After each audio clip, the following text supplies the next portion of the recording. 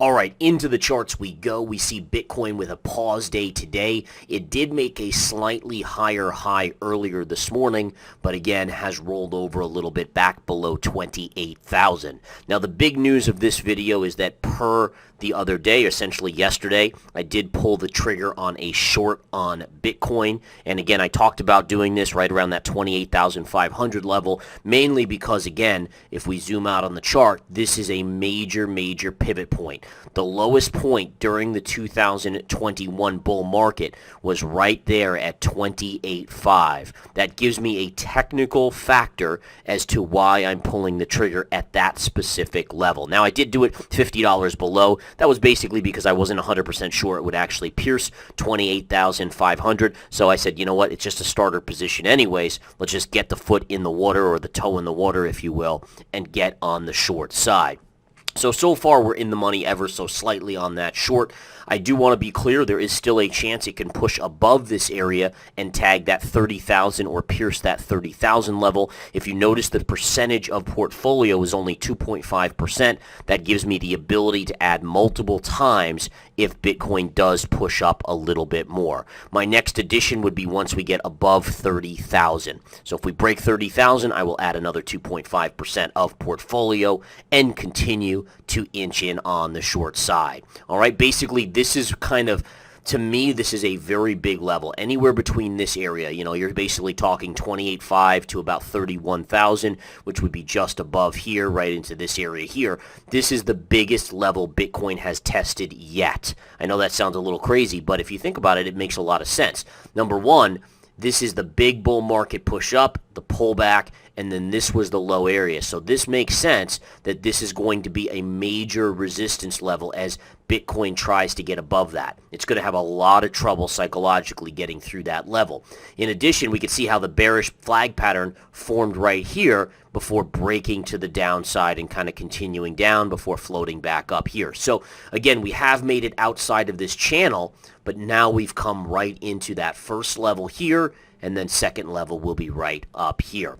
All right, so that's what I'm viewing right now. Again, I am bearish on Bitcoin, thus the short trade alert out there. Obviously, I still have a little bit of short on the Ethereum as well. We're a little bit out of the money on that at this point. I had an order out to get filled on the short side of Ethereum just above 1,850. It did not fill. So again, I'm still only in that first starter position with 2% of the portfolio. All right, so again, notice how everything I do, and this is more for the newbies out there, notice how everything I do is very methodical. It's very pre-planned. It has, again, the factors of the charts guiding me, not emotion, not worry, not greed, not fear, none of that stuff. That's the type of stuff that makes you go broke. You want to use logic and be robotic. All right, that's, again, the way. Because, by the way, and again, just to be clear, especially with social media in this day and age, the emotion is going to be supercharged. All right, again, just take a look at Twitter and see everyone talking about, heck, I've seen people posting that Bitcoin will hit 100,000 in 1 month time. I mean, that's how crazy the bullishness has gotten already, which, by the way, when you get to my level, you start to look at that as a contrarian indicator. You start saying, all right, people are now calling for these ridiculous targets. Like, by the way, when we were at 69,000, they were saying by the end of November it was going to be 100,000. And obviously that didn't happen. So you start to use it as a contrarian factor and likely a shorter term top here, or close to a shorter term top. All right, so let's quickly go into the Ethereum chart here real quick and see what we got on that one. We'll go through a bunch of other cryptos today as we get through this video. Here you can see, again, Ethereum has pulled back. Now, the one thing that stands out to me on the Ethereum chart is these two candles. All right, this candle was a topping tail. This candle was a secondary topping tail. So you got two topping tails in a row. Now, the reason why that is important is this, is that when you get a topping tail, and topping tails have to occur at the short-term highs of the chart, which if we zoom out here, we can clearly see going back basically, 6 months to a year ago, this is the highest point on Ethereum. But essentially at this point, we have a level here that shows us that there's big money unloading. Right? When you form a topping tail, and again, it occurs, it can really only be valid at near-term highs, it shows you that you had a push up in the chart, and then some bigger players with more money came out and pushed it down. That's the only reason you have a tail there, because if you wouldn't have a tail if there wasn't bigger money pushing it the other way after the money had run it up, right? So money buyers run it up, sellers pound it back down. If there were more buyers, then it wouldn't have sold back down, right? So you have to know that there's bigger money there selling into it. It's one of the reasons why topping tails are significant signals that, again, it could mark a near-term top just because of that bigger money distributing into the smaller hype. Either way, when you get a topping tail, especially when you get two in a row, it does tend to be a bearish short-term signal. And again, I would anticipate that we do see some selling. Now, you'll have a couple levels of support on this chart, so let's go over them here. So you see the high of this candle matches basically the high of these candles across the board, right? So the high here, so this high, the high here, and then look at right here as well. So short term, if we pull back to about the $1,715 level, that's going to be technical support. It's only a minor level because technically we haven't confirmed above it. So again, that's something to note if you know the confirmation signal. So again, only a minor level, but minor levels can give small bounces or a little bit of upticks. Now, if we break that, then you start coming into down here, where I still think we have support right in here and then right down here before finally retesting a target price I have, which is in this lower range of this channel. Okay, and again, notice how we're still stuck in that channel. I think this is really important to note. Here's your low end of the channel. Here's your high end of the channel. And we are still stuck within this channel.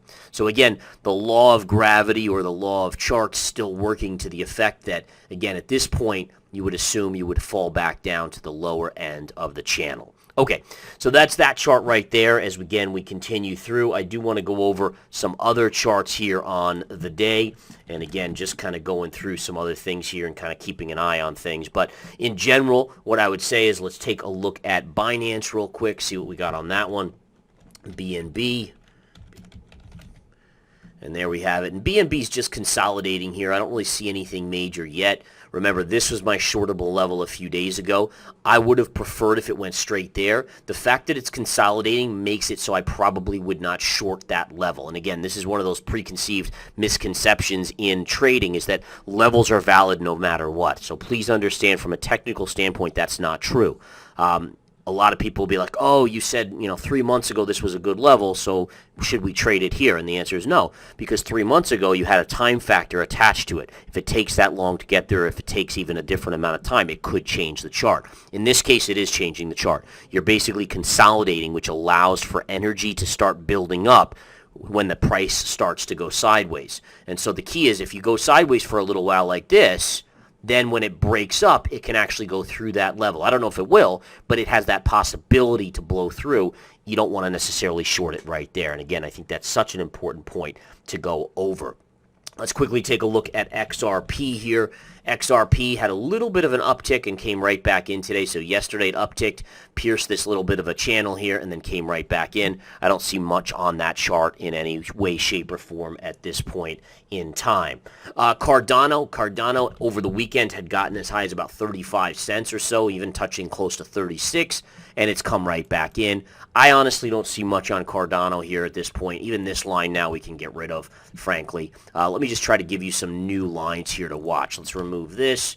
So this is an important level because of that. So you guys see that, how I just extended this trend line connecting here to here, right through here, and then look at the high right there. That was the high right there. So again, that is a significant trend line. This downsloping one is still significant. The only new trend line I would add into that is a connector of this low here to this low right there. Now, do you guys see what just happened? And this is why charts are just freaking awesome, because this line is parallel to this line. So do you guys see how you have these two lines are parallel? Now you have these two lines are parallel. I mean, freaking cool stuff. Again, we always think that charts are just random, and there's nothing random about them. Nothing random at all. All right. Anyways, at this point in time, there's no trade on Cardano, just to be clear, but the charting is pretty darn cool. Now, one of the things that's pretty amazing is Matic, right? So Matic had a nice pop over the weekend as well, testing around the 125 level, and now it's all the way back to 111. So it's come all the way back into 111 here. Again, still no trade, but I would dare say that, and I'll show you this. So this line, we've already pierced it here. And again, so to be honest, this line's only a very minor one. This is now your big one here. So extend that out and this one up just a little bit. this area around 93 cents is a major support, but again, that's really all you have there. You can see almost parallel lines, more of a slight megaphone to it, but nonetheless, this level down here around 93 cents will be your big support there. Okay, let's take a look at Solana. Solana has had a little bit of a bounce here, continuing higher. Although it has given up a majority of its gains, I don't really see anything on Solana. If it retested this level, that would be resistance. I don't know if I'd short that, though. I'd have to see how the chart looks at that point, but that would be your resistance. And really, that's your only resistance in the near term here. If it were to fall, this becomes a little bit of support. In fact, I can add a new trend line for you guys here. This is probably your most important one, this upsloping one right there, which kind of mirrors right through here as well, right? So right in that vicinity, that remains your support. And then you have the big one down here. I would be a buyer. I think, at least at this stage, obviously I can't speak for myself in 2 weeks, 4 weeks, 6 weeks. But if for some reason Solana fell quickly in the next couple days or week or so into this level, it probably 1475 would be your technical level there. Okay, let's look at Polkadot real quick here, see what we got on Polkadot. Polkadot, again, pulling back just a little bit. This is an inconsequential trend line. This one as well, to be honest. This one still remains major. Let me just draw that out here, drag that out there. At this point in time, let me see, I can also do a secondary one just like these other charts from here to here. That would be a support level right there. And by the way, hopefully you guys just, you gain something from just watching me actually draw my trend lines in. This line is no longer of consequence there. So really at this stage, there'll be minor support right in here, but really this is going to be your first one around $5.40 down to about $5 even number right in this vicinity would be your big level of technical support there. Okay, let me see, Avalanche, Uniswap, I mean, I'm just going through here, but again, most of these don't concern me too much. Avalanche, let's see real quick. Yeah, Avalanche pulling back a little bit. We can redraw a couple of these trend lines or get rid of them. That's of no consequence. Drag that one out. Obviously, this bottom one is still valid. And then we take here, and we can do the same thing we've done on these other ones. That gives us a new point of interest on the chart right there. Okay, so again, this would be support, this first trend line, then second trend line, so right down here, good support. Resistance remains up in this range up here on Avalanche. Let me just get those as straight as possible there. There we go. But yeah, don't see too much else there. It looks like Uniswap's pulling back a little bit. Chainlink's pulling back. Cosmo's pulling back a little bit. Monero, OKB, all of these are just pulling back. There's not really many cryptos in the top 30 or so. In fact, there's almost nothing that's up on the day except the stablecoins, which are flat. But pretty much everything else is pulling back. Even Bitcoin now, by the way. Bitcoin's actually starting to take a little bit of a dump here. And again, that's good for our short, down to 27,800. But again, still nothing significant at this point in time. All right. On that note, folks, I'm going to bid you farewell. But again, we have our shorts out there, only the beginning positions of shorts, which is good. I sleep much better at night. And again, real wealth, and I was talking about this today on an interview I did, real wealth is created by actually going on with smaller position sizes and then spreading your money around. The reason why that actually helps you build wealth is because you never get emotional about one position, because it's not enough money for you to really care that much, frankly. The people that put a lot of money in one trade trying to make $1 million overnight, they're the ones that the sharks in the water they'll smell that blood, and they'll get you to actually make the wrong decision at the wrong time by pushing you to your limit, because your limit is very tight when you have a big amount of money on the table.